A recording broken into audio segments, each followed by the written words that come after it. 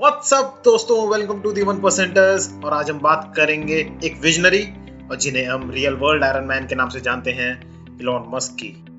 इस टाइम पे उनकी नेटवर्थ अराउंड $37.2 बिलियन है और वो वर्ल्ड के 31st रिचेस्ट पर्सन है। और ये भी कहा जाता है कि वो वर्ल्ड के फर्स्ट ट्रिलियनेयर भी बन सकते हैं। क्यों और कैसे, वो आपको वीडियो के एंड तक समझ आ जाएगा। जैसे हेनरी फोर्ड ने गाड़ियों को आम जनता के लिए अफोर्डेबल बनाया था, वैसे ही इलॉन मस्क स्पेस फ्लाइट्स आम जनता के लिए अफोर्डेबल कर रहे हैं। इलॉन मस्क को बहुत छोटी उम्र से ही बुक्स पढ़ने का काफ़ी शौक था। जब कभी वो अपने फैमिली को घर पे नहीं मिलते थे तो उनकी फैमिली उन्हें आसपास की लाइब्रेरीज में ढूंढते थे और इलॉन मस्क वहाँ पे बुक्स पढ़ते हुए उन्हें मिल जाते थे।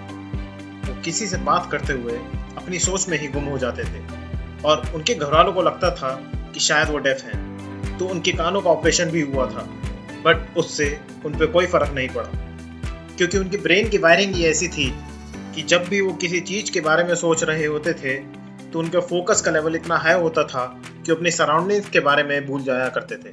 उनके नर्डी नेचर की वजह से वो काफ़ी बुलीड भी होते थे और एक बार तो उन्हें हॉस्पिटल में एडमिट कराना पड़ गया था।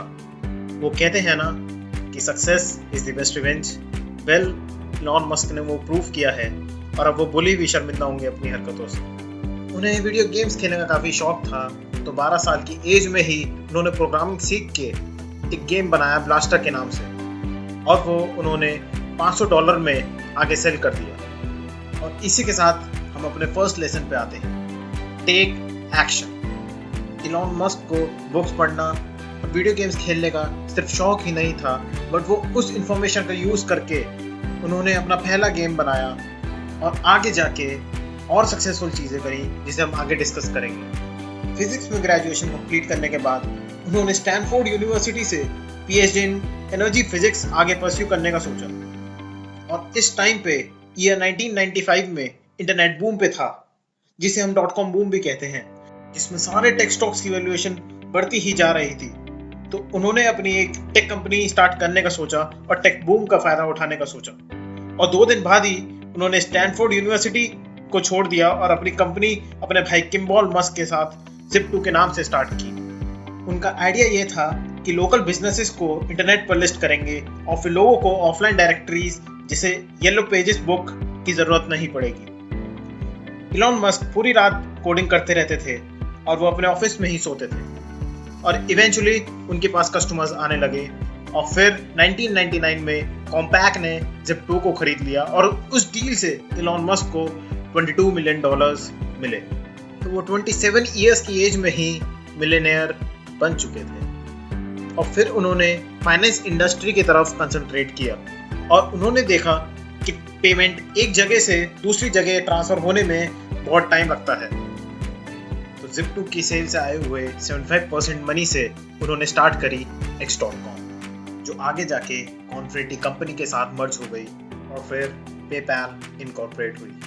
और फिर पेपैल से फाइनेंस इंडस्ट्री में एक रेवोल्यूशन आया और पेपैल लीडिंग पेमेंट सिस्टम बन गया वर्ल्ड का। और फिर चीफ टेक्निकल ऑफिसर के साथ उनकी एक टॉपिक पे बहस हो गई और फिर चीफ टेक्निकल ऑफिसर ने बोर्ड ऑफ डायरेक्टर्स को अपनी फेवर में करके इलॉन मस्क को CEO की कुर्सी से नीचे उतरवा दिया। इलॉन मस्क का पेपैल में इतना बड़ा शेयर था कि जब 2002 में eBay ने पेपैल को खरीदा तो इलॉन मस्क को उस डील से $180 मिलियन मिले। इतने पैसों के साथ वो किसी आइलैंड पे अपनी पूरी लाइफ स्पेंड कर सकते थे और उनकी आगे आने वाली जनरेशन्स को भी काम नहीं करना पड़ता। बट इलॉन मस्क एक विजनरी हैं। वो कहते हैं, I don't expect to do what is possible. I want to do what is needed to be done. वो कहते हैं कि मुझे वो नहीं करना जो किया जा सकता है, मुझे वो करना है जो करना चाहिए। इलॉन मस्क एक ऐसे इंसान हैं जो वर्ल्ड के लिए जीते हैं। फिर उन्होंने सोचा कि वो मार्स पे भी लाइफ को सस्टेन करेंगे और लोग सिर्फ अर्थ तक कन्फाइंड नहीं रह जाएंगे और फिर लोग मल्टी प्लैनेट पॉपुलेशन बन जाएंगे। और जब उन्होंने स्पेस फ्लाइट का कॉस्ट सुना for a single trip to Mars, वो शॉक्ड रह गए और तब उन्होंने $100 मिलियन इन्वेस्ट करके SpaceX कंपनी खड़ी की, जिसका मेन मोटिव था कि स्पेस फ्लाइट्स का प्राइस 10 गुना तक कम करना और उसे जनरल पॉपुलेशन के लिए अफोर्डेबल बनाना। जिससे हम अपने सेकंड पॉइंट पे आते हैं, formal education is not necessary to become successful. Elon Musk को स्पेसक्राफ्ट में कोई फॉर्मल एजुकेशन नहीं थी, बट उन्हें उसमें काफी इंटरेस्ट था, तो वो स्पेस से रिलेटेड काफी बुक्स पढ़ते थे और जिन लोगों को उस टॉपिक में ज्यादा नॉलेज थी वो उनके साथ टाइम स्पेंड करते थे। इससे पता चलता है कि इंसान नेट से बुक्स पढ़ के, वीडियोस देख के कुछ भी सीख सकता है जिसमें उसे इंटरेस्ट हो। और फिर American space heroes such as Neil Armstrong and Gene Cernan ने स्पेसएक्स के अगेंस्ट टेस्टिफाई किया और कहा कि जिस तरीके से SpaceX commercial space flights manufacture कर रहा है वो गलत है, और स्पेसएक्स के लिए उन्हें कोई भी राइट एक्सपर्टीज नहीं मिल रही थी हायर करने के लिए। वो ट्राई कर रहे थे एक अच्छा चीफ इंजीनियर हायर करने की, बट जो भी अच्छे चीफ इंजीनियर्स थे वो स्पेसएक्स पे बिलीव नहीं करते थे और कंपनी में काम नहीं करना चाहते थे। तो इलॉन मस्क ने खुद को एज अ चीफ इंजीनियर का रोल अपॉइंट किया विदाउट एनी फॉर्मल एजुकेशन। जिससे हम अपने थर्ड पॉइंट पे आते हैं, never take no for an answer if you believe in it. Elon Musk की कंपनी में अगर कोई भी ना बोल दे तो वो उसका कंपनी में आखिरी दिन होता है। वो बोलते हैं कि होगा, जरूर होगा, बस ये सोचो कि कैसे होगा। फिर 2004 में इलॉन मस्क ने टेस्ला कंपनी में इन्वेस्टमेंट की जो इलेक्ट्रिक गाड़ियां मैन्युफैक्चर करती थी। उस टाइम पे लोगों को इलेक्ट्रिक कार्स पे ज्यादा भरोसा नहीं था, पर इलॉन मस्क का ये विजन था कि हमें लिमिटेड रिसोर्सेज जैसे क्रूड ऑयल, पेट्रोल, डीजल को कम से कम यूज करना है और कोई सस्टेनेबल एनर्जी रिसोर्स जैसे इलेक्ट्रिसिटी से उन्हें रिप्लेस करना है।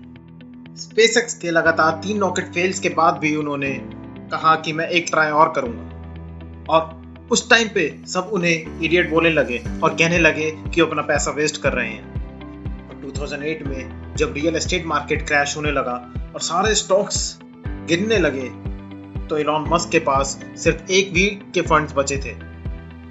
तो उनके पास सिर्फ 2 ऑप्शंस थे, या तो वो रिमेनिंग फंड्स किसी एक कंपनी में डाल दें और दूसरी कंपनी को डूबने दें, और या फिर दोनों कंपनीज में थोड़े थोड़े फंड डाल दें और दोनों कंपनीज को डूबने का रिस्क ले लें। तो इस टाइम पे इलॉन मस्क ने दोनों कंपनीज में थोड़े थोड़े फंड्स डाले और स्पेसएक्स ने अपना 4th रॉकेट लॉन्च किया जो कि फाइनली सक्सेसफुल हो गया। और फिर नासा ने स्पेसएक्स को $1.5 बिलियन का कॉन्ट्रैक्ट दे दिया, और फिर टेस्ला पे भी लोगों का भरोसा उठने लग गया और उसमें फंडिंग आ गई। जिससे हम अपने 4th पॉइंट पे आते हैं, persistence is very important, never give up. Elon Musk कहते हैं कि लव व्हाट यू डू, जिससे अगर आप काम भी नहीं कर रहे होते तब भी आपका माइंड काम के बारे में ही सोचता रहता है। इलॉन मस्क ने लोगों का इलेक्ट्रिक कार्स की तरफ माइंडसेट बदल दिया। लोग सोचते थे कि इलेक्ट्रिक कार्स बोरिंग और स्लो होगी, काफी गोल्ड कार्ड्स की जैसे, बट टेस्ला मॉडल 3 के बाद उन्होंने सबकी थिंकिंग चेंज कर दी। और अब स्पेसएक्स ने सक्सेसफुल लॉन्च भी किया है रीयूजेबल रॉकेट्स का, जिससे कॉस्टिंग और भी कम हो जाएगी। स्पेसएक्स के हेडक्वार्टर्स में इलॉन मस्क के क्यूबिकल के बाहर 2 बड़े पोस्टर्स लगे हैं। एक पोस्टर में मार्स की प्रेजेंट की फोटो है और दूसरे पोस्टर में मार्स की वो फोटो है उनके विजन के हिसाब से, जिसमें ह्यूमन लाइफ सस्टेन हो पा रही हो, और मस्क की पूरी इंटेंशन है इसे रियलिटी बनाने की। सो दोस्तों, आज के लिए बस इतना ही। नीचे कमेंट बॉक्स में कमेंट करके ज़रूर बताइए कि आपको क्या लगता है कि मस्क दुनिया के सबसे पहले ट्रिलियनेयर बन पाएंगे या नहीं।